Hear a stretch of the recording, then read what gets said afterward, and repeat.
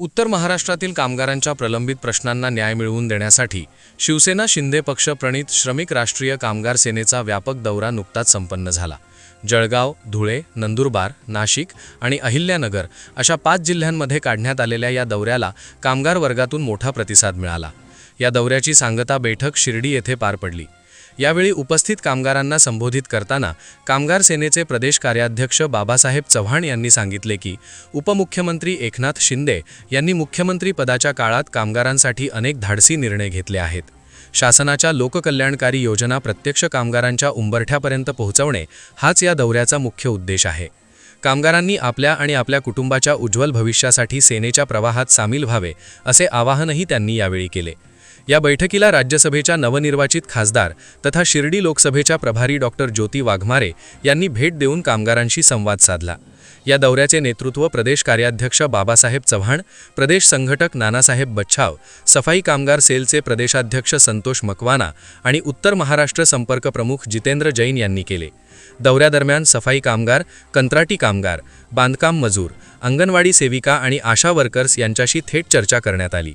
प्रामुख्याने वेतनवाढ, नोकरीची शाश्वती, आरोग्य सुविधा आणि कामाच्या ठिकाणची सुरक्षा या विषयांवर कामगारांनी गाऱ्हाणी मांडली। हे सर्व प्रश्न उपमुख्यमंत्री एकनाथ शिंदे यांच्या माध्यमातून मार्गी लावण्याचे आश्वासन यावेळी देण्यात आले। आयोजित करण्यात आला आहे।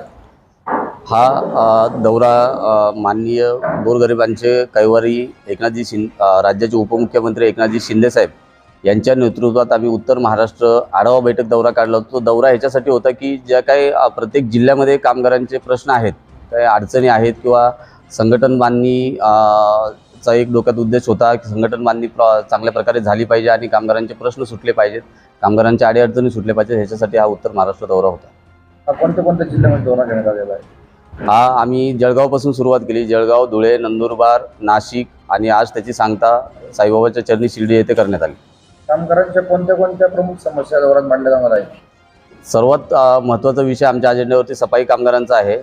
त्याच्यानंतर कंत्राटी कामगार, जे बांधकाम कामगार असतील, त्याच्यानंतर अंगणवाडी सेविका, आशा वर्कर, घरेलू कामगार, या सर्व कामगारांच्या समस्या आम्ही प्रामुख्याने मांडणार। या दौऱ्याचे नेतृत्व कोण करत आहे?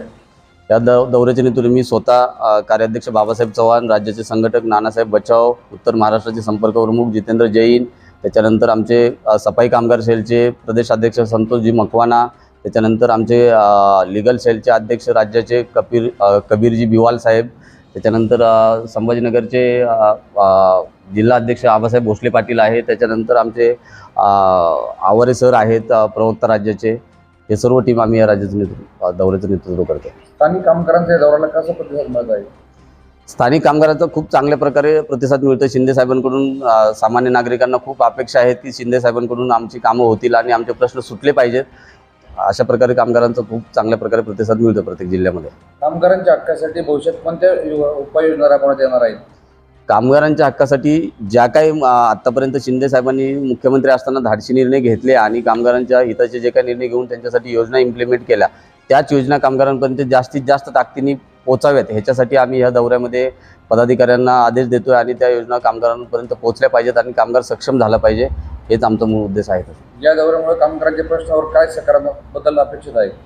या दौऱ्यामध्ये आता जसं देवस्थानचा विषय आहे इथला शिर्डीमधला प्रमुख्याने, तो एक आमच्या अजेंड्यावरती असेल। त्याच्यानंतर सफाई कामगारांचे अनेक प्रश्न आहेत हॉस्पिटलचे, की हॉस्पिटलमध्ये त्यांना काही सेवेपासून ते बाजूला ठेवलं जातं किंवा त्यांच्यावरती अनेक प्रकारे लेबर कॉन्ट्रॅक्टरवरती अनेक प्रकारे अन्याय होतो त्यांच्यावरती। ह्या सगळ्या गोष्टी आम्ही अजेंड्यावरती घेऊन शिंदे साहेबांना या आढावा बैठकीबाबत आम्ही सर्व त्यांच्या कानावरती घालणार आहे आणि त्याच्यातून आमच्या आरोग्यमंत्र्यांशी चर्चा करून त्याच्यातून मार्ग कसा निघेल याच्यासाठी आमचा प्रयत्न राहील। प्रदीप पाटील, एस न्यूज मराठी वाहिनीच्या बातम्यांकरिता शिर्डी, अहिल्यानगर।